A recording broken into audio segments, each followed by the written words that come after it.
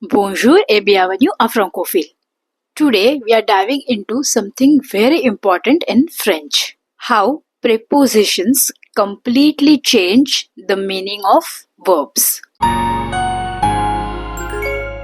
For example, parler à and parler de look similar but they don't mean the same thing. By the end of this video, you will just see how powerful the little words a and de can be. Let's look at parler à and parler de. Parler à quelqu'un, to speak to someone. For example, je parle à mon professeur. Je parle à mon professeur. I'm speaking to my professor. Parler de quelque chose, to talk about something. For example, je parle de mon voyage. Je parle de mon voyage. I'm talking about my trip. Notice how just changing preposition shifts the meaning. Now let's look at penser à and penser de. Penser à means to think about something or someone. Je pense à toi. Je pense à toi. I'm thinking about you. And penser de means to think of or to have an opinion about.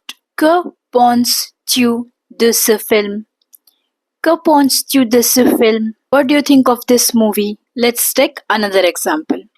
Jouer à and jouer de. Jouer à means to play a game or a sport. Je joue au football. Je joue au football.